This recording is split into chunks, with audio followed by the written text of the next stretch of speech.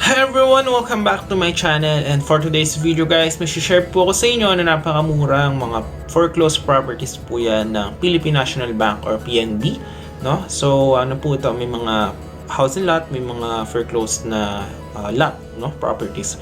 May residential, may agricultural. So yan, may mga affordable po talaga dito.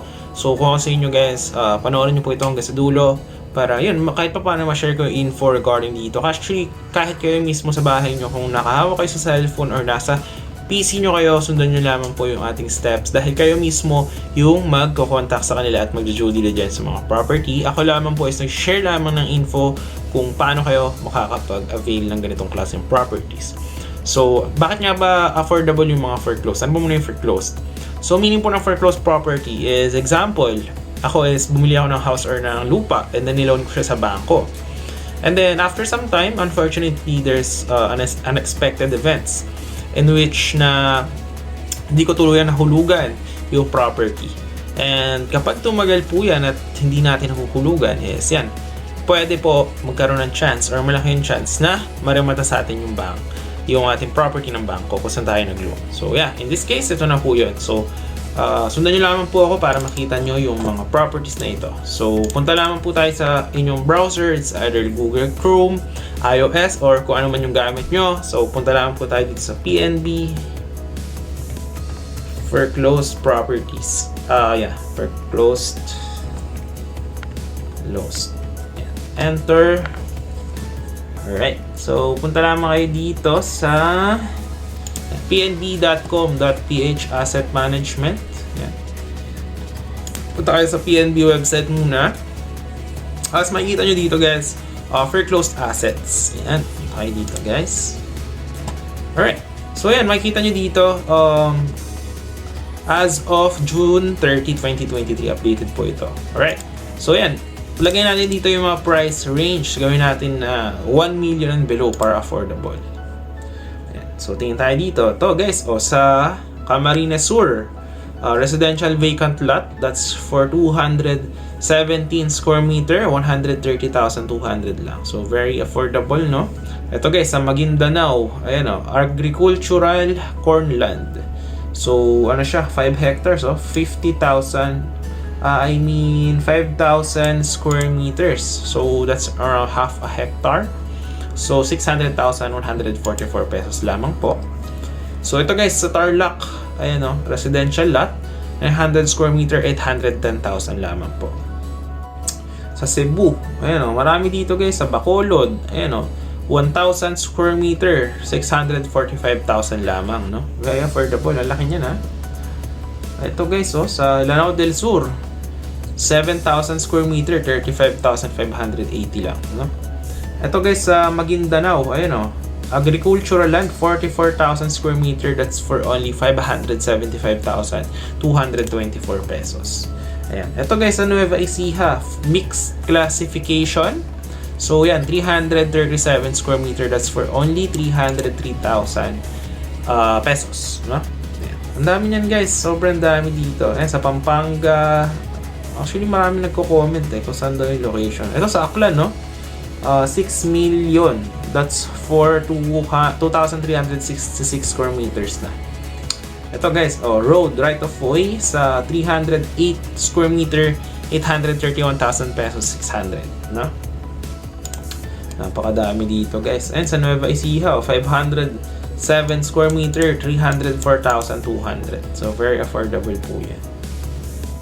Alright, ayan. So, marami nagtatanong dito, mga Bulacan daw. Sa comment, makababasa ko. Mag-comment na kayo dyan guys. Ito sa Bulacan, dami nagtatanong. Ayan residential lot, 1,000 square meter. That's for 1,299,600 po. Ayan guys. Tapos, meron din tayo sa San Jose del Monte, Bulacan. 959 square meter, 1 million lang. 1,150,000. No? Actually, marami pala dito sa Bulacan. Ito, 1,200 square meter, 384,000 pesos. Ayan guys. And ito, yung isa, 228,000, 1,200 square meter. Ayan. Sa San Miguel, Barangay Kalumpang. Ayan. Actually, madami dito guys. No? I-search nyo lang dito. Siguro may mga nagtatanong din kasi sa Rizal daw. Rizal. Tignan natin kung meron sa Rizal. Ayan. Ito guys, so sa Rodriguez, Montalban, Rizal. 240 square meter, that's for only 48,000. Dami saan to? Sa Golden Village Subdivision. Ayan. Tapos, ayan, Antipolo, Rizal, oh. Dami din dito. Search din natin. Ano? Marami nagtatanong Cavite daw. Cavite. Yan. Dito guys, dito sa Cavite. Ayan. Barangay Palangge Mango Orchard Farm na Cavite. 1,036 square meter. That's for 932,400 lamang po. Ayan. Sa Naik, no? So malaki din yun guys, para siyang, farmland, no? Laki yun. Ito mga bug to yan. Yung mga share of rights na yan. So, huwag nyo lang yan pansinin. May mga bug din kasi dito. Residential lot for sale. Ayan o. So, 317 square meter, 1,648,000. Gen 3 Cavite. So, sa Eagle Ridge Golf, yan po yan. So, medyo na kasi dito sa Cavite, medyo mahal na rin talaga yung mga property dahil nga marami ng mga infrastructure. Yun guys, actually napakadami dito sa Cavite, no? So, mag-check lang kayo dito ng mga properties. Actually, ang dami nito Na-check ko na kasi ito before. Then yun, pwede kayo mag-due diligence din dito, no? Search natin, mga Batangas. Meron din mga Batangas nagtatanong. Batangas. And guys, so sa Newport Hills, Lian, Batangas, 401 square meter, 1,122,800. Ito guys, sa Barangay Lumanyag, Lian, 393 square meter, 864,000. Ayan. So madami dito guys, no? Sa Batangas. Ayan. Tingin pa tayo dito. Ito guys, sa Tuy. Ito sa Balayan, Batangas, 999 square meter, 2,197,000. Ito sa Barangay Baclaran, Balayan, 633 square meter, that's for only 588,690 pesos. So marami dito guys, search lang kayo, mga affordable din dyan, no? And yun, kapag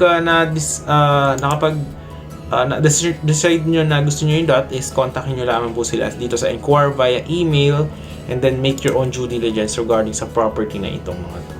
So, yun lang guys, ang dami dito sa Batangas din, Ayun, Barangay Kalayaan, Santa Teresita, Batangas. So, 387 square meter, that's for only 422,200 pesos. So, marami dito. So, yun lang guys, hope nakapag-share ako ng information regarding dito. And yun, kami tutunan kayo ng knowledge regarding this one. So, huwag nyo naman kalimutang hit yung thumbs up, share to other people yung maghahanap ng mga ganitong klaseng properties, no? And yun guys, maraming salamat sa panonood until the end.